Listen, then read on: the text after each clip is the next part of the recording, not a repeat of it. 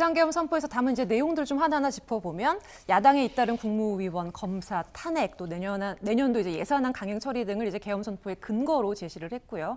종북 세력을 척결하고 자유 헌정 질서를 지키기 위해서 선포한다 이렇게 밝혔습니다. 뭐 요건에 대해서 계속 생각해 보셨다고 하는데 이게 충족됩니까? 안 되죠. 전시사변 그것에 준하는 비상사태 아니잖아요. 국민들 일상생활 가능했습니다. 소요 없었습니다. 예를 들면은 집회가 대규모로 일어나서 국민들이 대통령실을 에워싸고 대통령실 담장을 넘어가서 윤석열 대통령 나와라 이런 시위가 있는 것도 아니었잖아요. 그렇기 때문에 경찰력으로도 충분히 질서를 유지할 수가 있었는데 저렇게 비상계엄을 통해서 군을 동원을 했다라는 것은 다른 의도와 의미가 있지 않았느냐라고 추측해 볼 수밖에 없고, 방금 전에 대통령께서 여당 지도부를 만났는데 네. 그 자리에서 내가 비상계엄을 선포한 이유는 네. 민주당의 폭주를 알리려 계엄을 선포했다 이렇게 말씀하셨다고 얘기가 전해지고 있어요. 헌법과 계엄법에 야당이 예산을 깎고 장관들을 탄핵한다고 해서 비상계엄을 선포할 수 있다라는 조항이 없습니다. 대통령께서 큰 실수를 한 것이 아니냐 그런 생각이 듭니다. 그 의도를 듣고 또 국민들이 어떻게 생각하실지 참 궁금해지는 시점입니다. 위법성에 대해서 이제 윤석열 대통령 내란죄로 고소를 했습니다. 진보 3당이.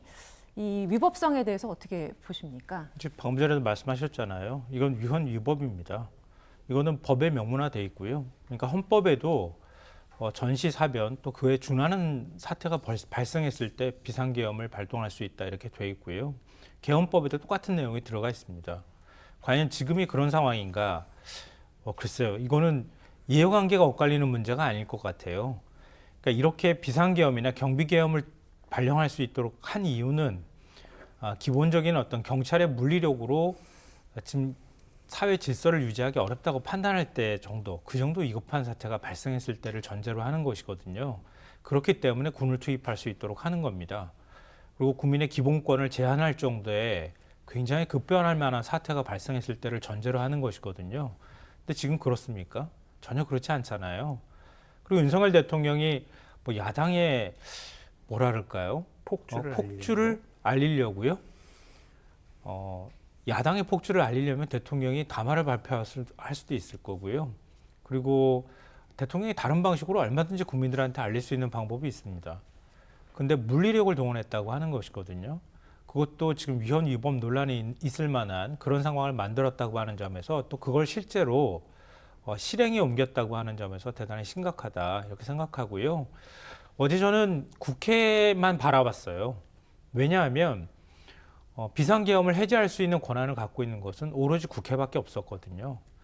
그 다음에는 국민이 저항권을 행사해야 되거든요. 그러니까 쉽게 말해 국민들이 거리로 나서야 되는 겁니다. 그것 말고 국회가 합법적인 방식으로 비상계엄을 해제할 권한을 갖고 있는 곳인데 그곳에 군인을 투입했어요. 경찰 병력을 투입했거든요. 그래서 국회의장이 국회 담을 넘어가는 사태가 발생했습니다. 이것 자체만으로도 이미 내란죄가 충분히 성립되고도 남는다. 이건 윤석열 대통령이 정치로 해결할 수 있는 문제를 해결하지 못하고 비상계엄을 선포한 것처럼 정치로 해결할 단계는 이미 지나갔다. 대한민국 질서가 만들어왔던 것처럼 현 헌법 체계 내에서 대통령은 내란죄로 처벌받아야 한다. 이렇게 생각합니다.